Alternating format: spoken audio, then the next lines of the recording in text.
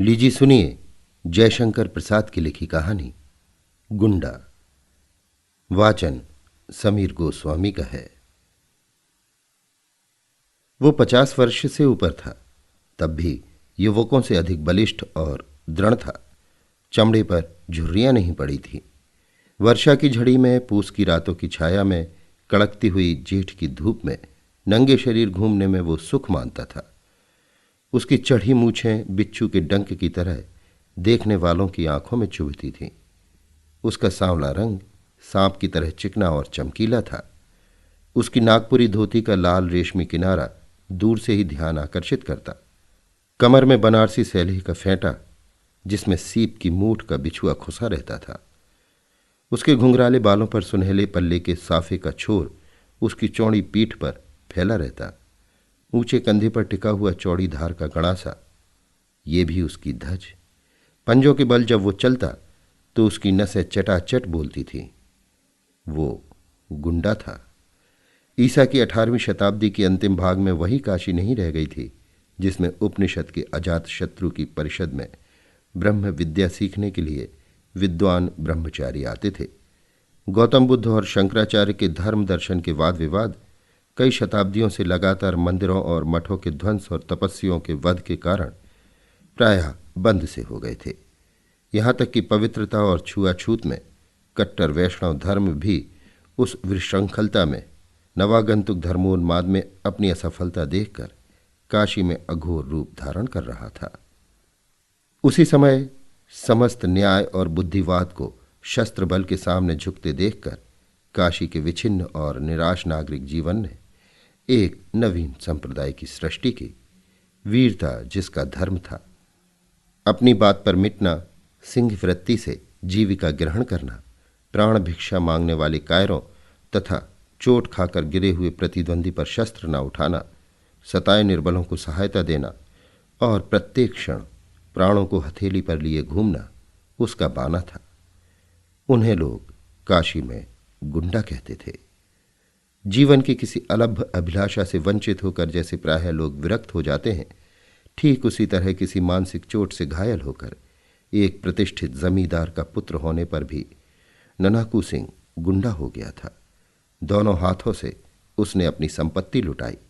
नन्हाकू सिंह ने बहुत सा रुपया खर्च करके जैसा स्वांग खेला था, उसे काशी वाले बहुत दिनों तक नहीं भूल सके। वसंत ऋतु में ये प्रहसनपूर्ण अभिनय खेलने के लिए उन दिनों प्रचुर धन, बल, निर्भीकता और उच्छृंखलता की आवश्यकता होती थी।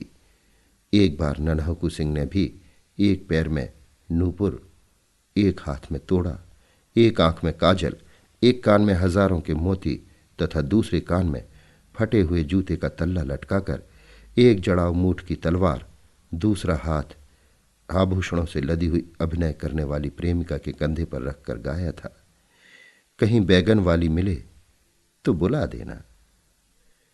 प्रायः बनारस के बाहर की हरियालियों में, अच्छे पानी वाली कुओं पर, गंगा की धारा में मचलती हुई डोंगी पर वो दिखलाई पड़ता था। कभी कभी जुआ खाने से निकलकर जब वो चौक में आ जाता तो काशी की रंगीली वेश्याएं मुस्कुराकर उसका स्वागत करती और उसके दृढ़ शरीर को सस्प्रह देखती। वो तमोली की ही दुकान पर बैठकर उनके गीत सुनता, ऊपर कभी नहीं जाता था। जुए की जीत का रुपया मुट्ठियों में भर भर कर उनकी खिड़की में वो इस तरह उछालता कि कभी कभी समाजी लोग अपना सिर सहलाने लगते। तब वो ठठाकर हंस देता। जब कभी लोग कोठे के ऊपर चलने के लिए कहते तो वो उदासी की सांस खींचकर चुप हो जाता। वो अभी वंशी के जुआ खाने से निकला था। आज उसकी कौड़ी ने साथ न दिया। 16 परियों के नृत्य में उसका मन न लगा। मन्नू तमोली की दुकान पर बैठते हुए उसने कहा, आज शायद अच्छी नहीं रही मन्नू। क्यों मालिक, चिंता किस बात की है? हम लोग किस दिन के लिए हैं?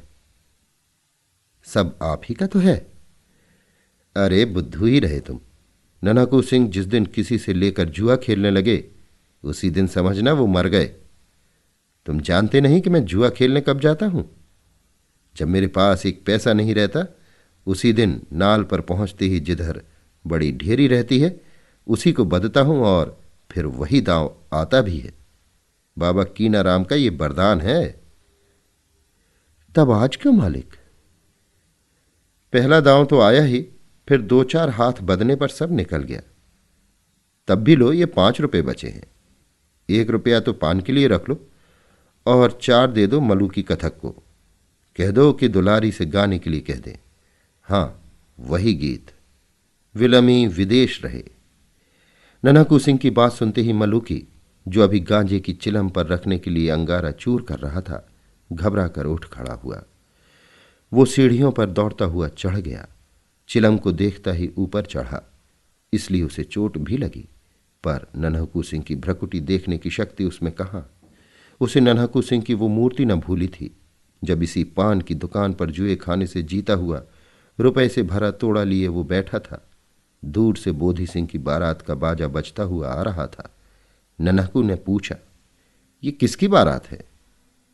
ठाकुर बोधी सिंह के लड़के की। मन्नू के इतना कहते ही नन्हकू के ओठ फड़कने लगे। उसने कहा, मन्नू, ये नहीं हो सकता। आज इधर से बारात न जाएगी। बोधी सिंह हमसे निपटकर तब बारात इधर से ले जा सकेंगे। मन्नू ने कहा, तब मालिक मैं क्या करूं? नन्हकू सिंह गड़ा सा कंधे पर से और ऊंचा करके मलूकी से बोला, मलूकिया देखता है? अभी जा ठाकुर से कह दे कि बाबू नन्हकू सिंह आज यहीं लगाने के लिए खड़े हैं, समझ कर आवें, लड़के की बारात है। मलूकिया कांपता हुआ ठाकुर बोधी सिंह के पास गया। बोधी सिंह और नन्हकू से 5 वर्ष से सामना नहीं हुआ है।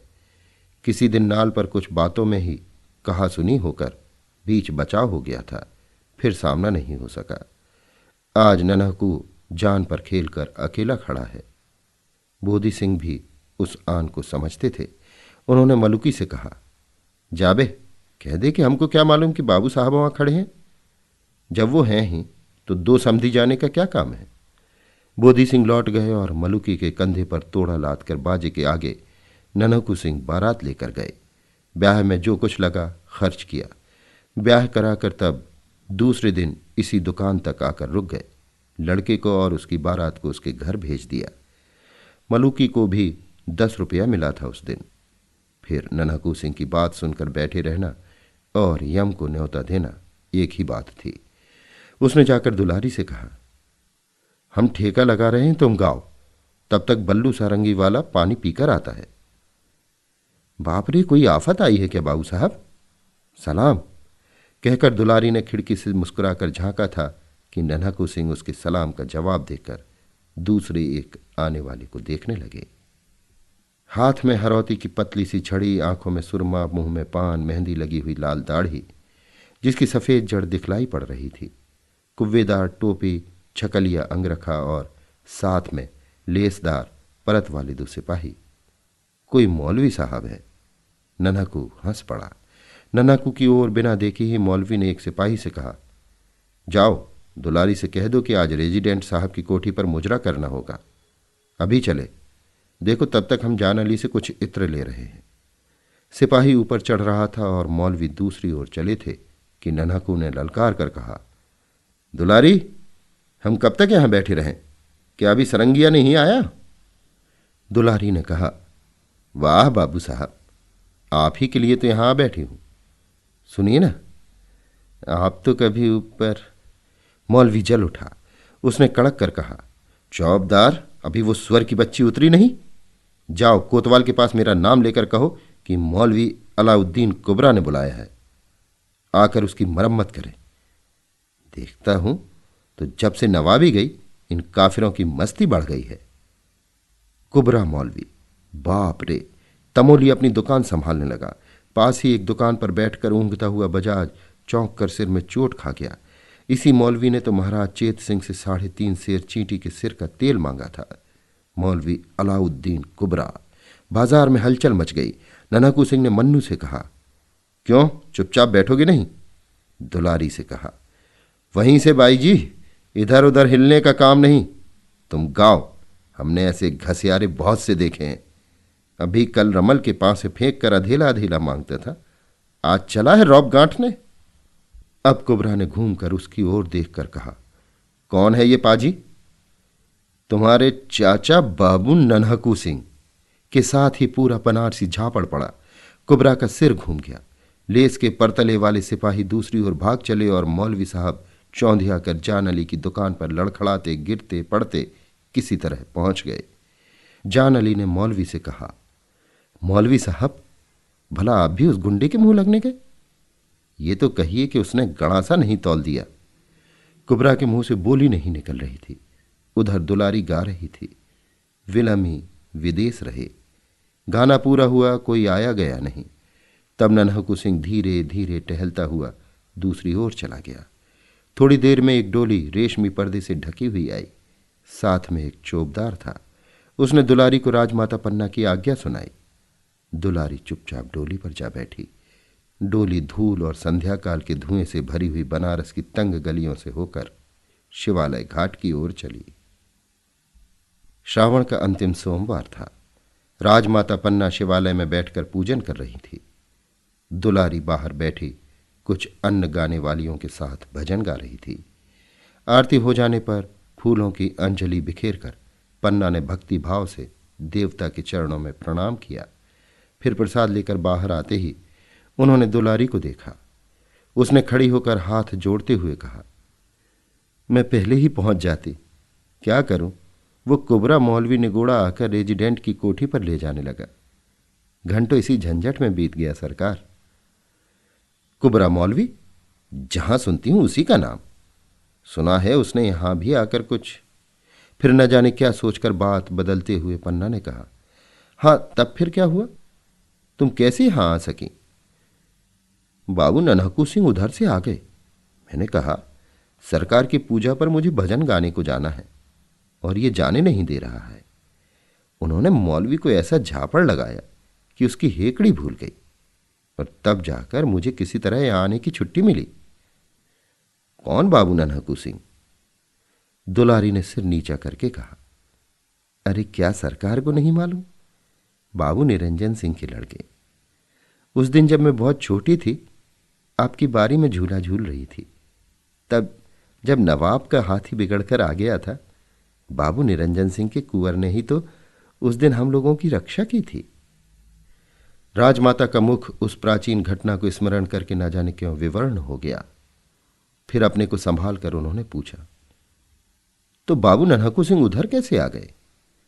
दुलारी ने मुस्कुराकर सिर नीचा कर लिया। दुलारी राजमाता पन्ना के पिता की जमींदारी में रहने वाली वैश्या की लड़की थी। उसके साथ ही कितनी बार झूले हिंडोले अपने बचपन में पन्ना झूल चुकी थी। वो बचपन से ही गाने में सुरीली थी, सुंदरी होने पर चंचल भी थी। पन्ना जब काशीराज की माता थी, तब दुलारी काशी की प्रसिद्ध गाने वाली थी। राजमहल में उसका गाना बजाना हुआ ही करता। महाराज बलवंत सिंह के समय से ही संगीत पन्ना के जीवन का आवश्यक अंश था। हाँ, अब प्रेम दुख और दर्द भरी विरह कल्पना के गीत की ओर अधिक रुचि न थी। अब सात्विक भावपूर्ण भजन होता था। राजमाता पन्ना का वैधव्य से दीप्त शांत मुखमंडल कुछ मलिन हो गया। बड़ी रानी की सापत्न ज्वाला बलवंत सिंह के मर जाने पर भी नहीं बुझी। अंतःपुर कलह का रंगमंच बना रहता। इसी से प्रायः पन्ना काशी के राजमंदिर में आकर पूजा पाठ में अपना मन लगाती। रामनगर में उसको चैन नहीं मिलता। नई रानी होने के कारण बलवंत सिंह की प्रेयसी होने का गौरव तो उसे था ही, साथ में पुत्र उत्पन्न करने का सौभाग्य भी मिला। फिर भी असवर्णता का सामाजिक दोष उसके हृदय को व्यथित किया करता। उसे अपने ब्याह की आरंभिक चर्चा का स्मरण हो आया। छोटे से मंच पर बैठी गंगा की उमड़ती हुई धारा को पन्ना अन्यमनस्क होकर देखने लगी। उस बात को जो अतीत में एक बार हाथ से अनजाने में खिसक जाने वाली वस्तु की तरह गुप्त हो गई हो, सोचने का कोई कारण नहीं। उनसे कुछ बनता बिगड़ता भी नहीं, परंतु मानव स्वभाव हिसाब रखने की प्रथानुसार कभी कभी कह बैठता है कि यदि वो बात हो गई होती तो। ठीक उसी तरह पन्ना भी राजा बलवंत सिंह द्वारा बलपूर्वक रानी बनाए जाने के पहले की एक संभावना को सोचने लगी थी। सो भी बाबू नन्हकू सिंह का नाम सुन लेने पर गेंदा मुंह लगी दासी थी। वो पन्ना के साथ उसी दिन से है जिस दिन से पन्ना बलवंत सिंह की प्रेयसी हुई। राज्य भर का अनुसंधान उसी के द्वार मिला करता और उसे न जाने कितनी जानकारी भी थी। उसने दुलारी का रंग उखाड़ने के लिए कुछ कहना आवश्यक समझा। महारानी, नन्हकू सिंह अपनी सब जमींदारी, स्वांग, भैंसों की लड़ाई, घुड़दौड़ और गाने बजाने में उड़ाकर अब डाकू हो गया है। जितने खून होते हैं सब में उसी का हाथ रहता है। जितनी उसे रोककर दुलारी ने कहा, यह झूठ है। बाबू साहब के ऐसा धर्मात्मा तो कोई है ही नहीं। कितनी विधवाएं उसकी दी हुई धोती से अपना तन ढकती हैं, कितनी लड़कियों की शादी ब्याह होती है, कितने सताए हुए लोगों की उनके द्वारा रक्षा होती है। रानी पन्ना के हृदय में एक तरलता उद्वेलित हुई। उन्होंने हंसकर कहा, दुलारी, वे तेरे यहां आते हैं ना, इसी से तो उनकी बड़ाई। नहीं सरकार, शपथ खाकर कह सकती हूं कि बाबू नन्हकू सिंह ने आज तक कभी मेरे कोठे पर पैर भी नहीं रखा। राजमाता न जाने क्यों इस अद्भुत व्यक्ति को समझने के लिए चंचल हो उठी थी। तब भी उन्होंने दुलारी को आगे कुछ न कहने के लिए तीखी दृष्टि से देखा। वो चुप हो गई। पहले पहर की शहनाई बजने लगी। दुलारी छुट्टी मांगकर डोली पर बैठ गई। तब गेंदा ने कहा, सरकार, आजकल नगर की दशा बड़ी बुरी है। दिन दहाड़े लोग लूट लिए जाते हैं। सैकड़ों जगह नाला पर जुए में लोग अपना सर्वस्व गंवाते हैं। बच्चे फुसलाए जाते हैं। गलियों में लाठियां और छुरा चलाने के लिए टेढ़ी भौएं कारण बन जाती हैं। उधर रेजिडेंट साहब से महाराजा की अनबन चल रही है। राजमाता चुप रहीं। दूसरे दिन राजा चेत सिंह के पास रेजिडेंट मार्कहेम की चिट्ठी आई, जिसमें नगर की दुर्व्यवस्था की कड़ी आलोचना थी। डाकुओं और गुंडों को पकड़ने के लिए उन पर कड़ा नियंत्रण रखने की संपत्ति भी थी। कुबरा मौलवी वाली घटना का भी उल्लेख था। उधर हेस्टिंग्स के आने की भी सूचना थी। शिवालय घाट और रामनगर में हलचल मच गई। कोतवाल हिम्मत सिंह पागल की तरह, जिसके हाथ में लाठी, लोहांगी, गड़ासा, बिछुआ और करौली देखते उसी को पकड़ने लगे। एक दिन नन्हकू सिंह सुंभा के नाले के संगम पर ऊंचे से टीले की घनी हरियाली में अपने चुने हुए साथियों के साथ दूधिया छान रहे थे। गंगा में उनकी पतली डोंगी बड़ की जटा से बंधी थी। कथकों का गाना हो रहा था। 4 उलांग की इक्के कसे कसाए खड़े थे। नन्हकू सिंह ने अकस्मात कहा, मलुकी, गाना जमता नहीं है। उलाकी पर बैठकर जाओ, दुलारी को बुला लाओ। मलुकी वहां मजीरा बजा रहा था। दौड़कर इक्के पर जा बैठा। आज नन्हकू सिंह का मन उखड़ा था। बूटी कई बार छानने पर भी नशा नहीं। 1 घंटे में दुलारी सामने आ गई। उसने मुस्कुराकर कहा, क्या हुक्म है बाबू साहब? दुलारी, आज गाना सुनने का मन कर रहा है। इस जंगल में क्यों? उसने सशंक हंसकर कुछ अभिप्राय से पूछा। तुम किसी तरह का खटका ना करो, नन्हकू सिंह ने हंसकर कहा। यह तो मैं उस दिन महारानी से भी कह आई हूं। क्या? किससे? राजमाता पन्ना देवी से। फिर उस दिन गाना नहीं जमा। दुलारी ने आश्चर्य से देखा कि तानों में नन्हकू की आंखें तर हो जाती हैं। गाना बजाना समाप्त हो गया था। वर्षा की रात में झिल्लियों का स्वर उस झुरमुट में गूंज रहा था। मंदिर के समीप ही छोटे से कमरे में नन्हकू सिंह चिंता में निमग्न बैठा था। आंखों में नींद नहीं। और सब लोग तो सोने लगे थे। दुलारी जाग रही थी। वो भी कुछ सोच रही थी। आज उसे अपने को रोकने के लिए कठिन प्रयत्न करना पड़ रहा था, किंतु असफल होकर वो उठी और नन्हकू के समीप धीरे धीरे चली आई। कुछ आहट पाते ही चौंक कर नन्हकू सिंह ने पास ही पड़ी हुई तलवार उठा ली। तब तक हंसकर दुलारी ने कहा, बाबू साहब, ये क्या? स्त्रियों पर भी तलवार चलाई जाती है? छोटे से दीपक के प्रकाश में वासना भरी रमणी का मुख देखकर नन्हकू हंस पड़ा। उसने कहा, क्यों बाई जी, क्या इसी समय जाने की पड़ी है? मौलवी ने फिर बुलाया है क्या? दुलारी नन्हकू के पास बैठ गई। नन्हकू ने कहा, क्या तुमको डर लग रहा है? नहीं, मैं कुछ पूछने आई हूं। क्या? क्या? यही कि कभी तुम्हारे हृदय में। उसे ना पूछो दुलारी। हृदय को बेकार ही समझकर तो उसे हाथ में लिए फिर रहा हूं। कोई कुछ कर देता, कुचलता, चीरता, उछालता, मर जाने के लिए सब कुछ तो करता हूं, पर मरने नहीं पाता। मरने के लिए भी कहीं खोजने जाना पड़ता है। आपको काशी का हाल क्या मालूम, ना जाने घड़ी भर में क्या हो जाए। उलट पलट होने वाला है क्या? बनारस की गलियां जैसे काटने को दौड़ती हैं। कोई नई बात इधर हुई है क्या? कोई हेस्टिंग्स आया है। सुना है उसने शिवालय घाट पर तिलंगों की कंपनी का पहरा बैठा दिया है। राजा चेत सिंह और राजमाता पन्ना वहीं हैं। कोई कोई कहता है कि उनको पकड़कर कलकत्ता भेजने। क्या पन्ना भी? रनिवास भी वहीं है? ननकू सिंह अधीर हो उठा था।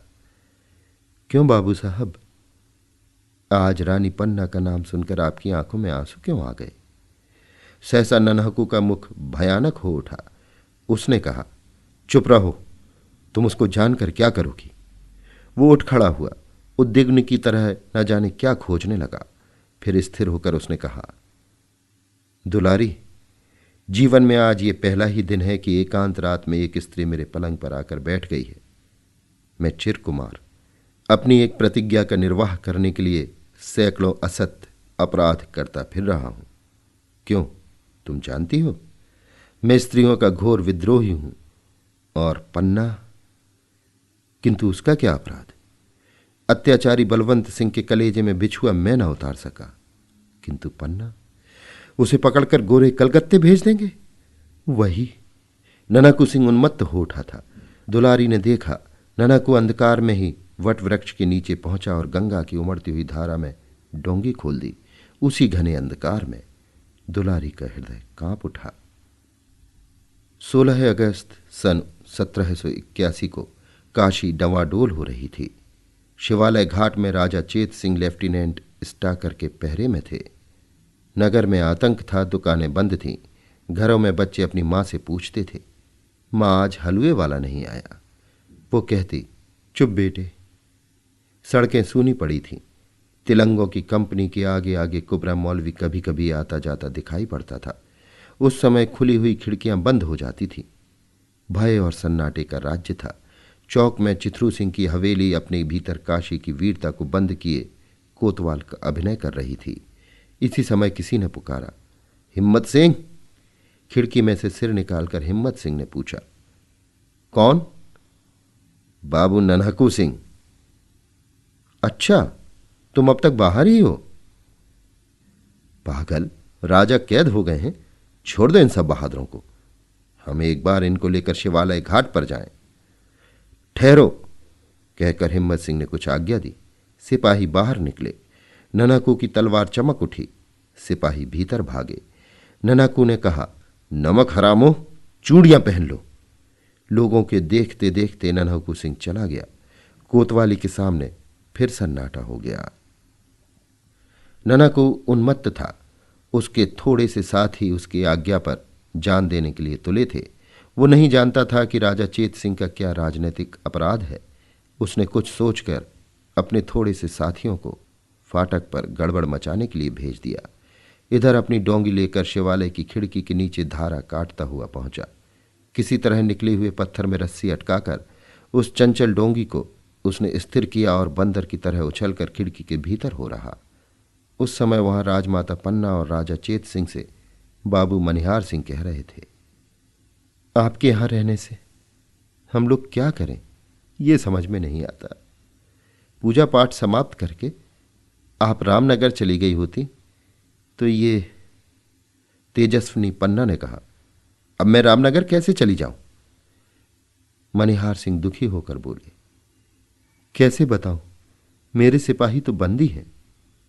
इतने में फाटक पर कोलाहल मचा। राज परिवार अपनी मंत्रणा में डूबा था कि नन्हकू सिंह का आना उन्हें मालूम हुआ। सामने का द्वार बंद था। नन्हकू सिंह ने एक बार गंगा की धारा को देखा। उसमें एक नाव घाट पर लगने के लिए लहरों से लड़ रही थी। वो प्रसन्न हो उठा। इसी की प्रतीक्षा में वो रुका था। उसने जैसे सबको सचेत करते हुए कहा, महारानी कहाँ है? सबने घूम कर देखा। एक अपरिचित वीर मूर्ति, शस्त्रों से लदा हुआ पूरा देव। चेत सिंह ने पूछा, तुम कौन हो? राज परिवार का एक बिना दाम का सेवक। पन्ना के मुंह से हल्की सी एक सांस निकल रह गई। उसने पहचान लिया। इतने वर्षों के बाद वही नन्हाकू सिंह। मनिहार सिंह ने पूछा, तुम क्या कर सकते हो? मैं मर सकता हूं। पहले महारानी को डोंगी पर बिठाइए, नीचे दूसरी डोंगी पर अच्छे मल्लाह हैं, फिर बात कीजिए। मनिहार सिंह ने देखा जनानी ड्योढ़ी का दरोगा राज की एक डोंगी पर 4 मल्लाहों के साथ खिड़की से नाव सटाकर प्रतीक्षा में है। उन्होंने पन्ना से कहा, चलिए मैं साथ चलता हूं। और चेत सिंह को देखकर पुत्र वत्सला ने संकेत से एक प्रश्न किया। उसका उत्तर किसी के पास न था। मनिहार सिंह ने कहा, तब मैं यहीं? नन्हकू सिंह ने हंसकर कहा, मेरे मालिक आप नाव पर बैठें। जब तक राजा भी नाव पर न बैठ जाएंगे तब तक 17 गोली खाकर भी नन्हकू सिंह जीवित रहने की प्रतिज्ञा करता है। पन्ना ने नन्हकू को देखा। एक क्षण के लिए चारों आंखें मिली, जिनमें जन्म जन्म का विश्वास ज्योति की तरह जल रहा था। फाटक बलपूर्वक खोला जा रहा था। नन्हकू ने उन्मत्त होकर कहा, मालिक जल्दी कीजिए। दूसरे क्षण पन्ना डोंगी पर थी और नन्हकू सिंह फाटक पर स्टाकर के साथ। चेतराम ने आकर एक चिट्ठी मनिहार सिंह को हाथ में दी। लेफ्टिनेंट ने कहा, आपके आदमी गड़बड़ मचा रहे हैं। अब मैं अपने सिपाहियों को गोली चलाने से नहीं रोक सकता। मेरे सिपाही यहां कहां हैं साहब? मनिहार सिंह ने हंसकर कहा। बाहर कोलाहल बढ़ने लगा। चेतराम ने कहा, पहले चेत सिंह को कैद कीजिए। कौन ऐसी हिम्मत करता है? कड़क कर कहते हुए बाबू मनिहार सिंह ने तलवार खींच ली। अभी बात पूरी ना हो सकी थी कि कुबरा मौलवी वहां पहुंचा। यहां मौलवी साहब की कलम नहीं चल सकती थी और न ये बाहर ही जा सकते थे। उन्होंने कहा, देखते क्या हो चेतराम? चेतराम ने राजा के ऊपर हाथ रखा ही था कि नन्हकू के सधे हुए हाथ ने उसकी भुजा उड़ा दी। स्टाकर आगे बढ़े। मौलवी साहब चिल्लाने लगे। नन्हकू सिंह ने देखते देखते स्टाकर और उसके कई साथियों को धराशायी किया। फिर मौलवी साहब कैसे बचते? नन्हकू सिंह ने कहा, क्यों, उस दिन के झापड़ ने तुमको समझाया नहीं पाजी? कहकर उसने ऐसा साफ जनेवा मारा कि कुबरा ढेर हो गया। कुछ ही क्षणों में ये भीषण घटना हो गई जिसके लिए अभी कोई प्रस्तुत न था।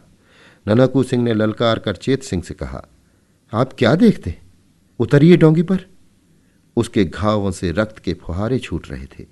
उधर फाटक से तिलंगे भीतर आने लगे थे। चेत सिंह ने खिड़की से उतरते हुए देखा कि 20 तिलंगों की संगीनों में वो अविचल खड़ा होकर तलवार चला रहा है। नन्हकू के चट्टान सदृश शरीर से गैरिक की तरह रक्त की धारा बह रही है। गुंडे का एक एक अंग कटकर वहीं गिरने लगा। वो काशी का गुंडा था। अभी आप सुन रहे थे जयशंकर प्रसाद की लिखी कहानी गुंडा। वाचन समीर गोस्वामी का था।